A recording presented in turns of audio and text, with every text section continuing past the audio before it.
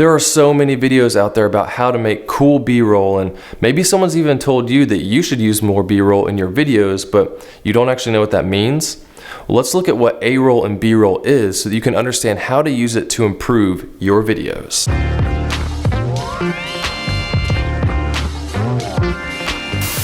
Hey everyone, Camber here, showing you how to use your camera to make good videos. So if you're new, consider subscribing and also joining my private Facebook group where I can better answer your filmmaking questions.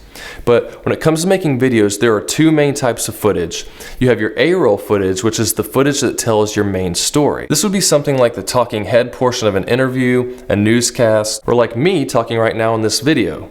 B-roll footage, on the other hand, is footage that's used to supplement that story. This footage can then be played over the top of that A-roll footage to show the audience what's being talked about. And this happens every time I cut to something other than me just standing here talking, which makes the video more interesting and engaging because people get to see more than just a person standing here talking for a long time. And you'll see a lot of people on YouTube posting what they call cinematic B-roll by making these short sequences with lots of flashy transitions and calling it B-roll. But it actually isn't B-roll at all because it's just a standalone film on a single topic, which actually makes it A-roll that has creative camera moves and transitions.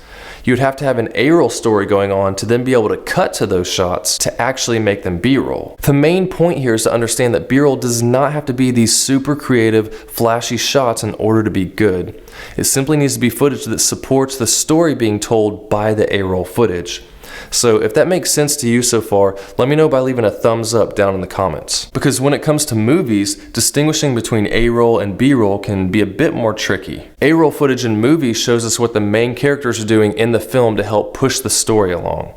And the most common types of B-roll I usually see in films are things like establishing shots, or maybe a flashback when a character's telling about something that happened, or maybe something is going on in a different place that the main character doesn't see, but it's helped pushing the urgency of some kind of situation. For example, here in The Post, Meryl Streep's character is the newspaper publisher, and she's asking Tom Hanks' character's advice on what she should do about printing a news story about government cover-ups that could possibly cause them to lose funding for their newspaper and go out of business. As they're talking, we cut to B-roll of the newspaper factory showing the process of preparing the next day's newspaper story to emphasize the fact that a decision needs to be made very soon whether to publish the story.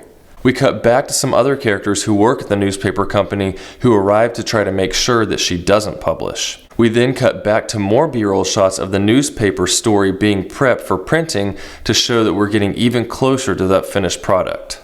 Then we were back to the men entering the house and beginning their argument to try to convince her not to publish the controversial story that could cause them to all lose their jobs. We then show Tom Hanks look at the clock with a nice match cut back to the factory to show that the story is now ready for printing and the decision to print needs to be made or else they'll miss the deadline. We then cut back to her becoming more bold by rising up, clearly stating her argument and making the decision to run the story. And this whole scene could have played out with just the conversation about whether to print and them looking at the clock and seeing that they're running out of time. But cutting back and forth between their decision-making process and the factory B-roll helped to emphasize that sense of the time running out and the pressure that she was facing in the story. And it would make sense that any B-roll footage in a movie would be considered cinematic, right? But I rarely see any B-roll in movies that looks anything like what everyone's calling B-roll in YouTube nowadays. Now, I'm not trying to slam anyone for making these type of sequences. Rather, I just want you to be aware that you don't have to plan all these elaborate shots to have good B-roll. Just think of what type of shots would help to best tell your story and use it. But hopefully that helps you to understand what A-roll and B-roll is so that you'll know how to use B-roll footage to improve your videos. And if you do have any questions about A-roll versus B-roll, then post them down below in the comments and I'll try to help you out the best I can. But if this video is helpful, then please help me out. Leave a like, subscribe if you haven't, and I'll see you soon.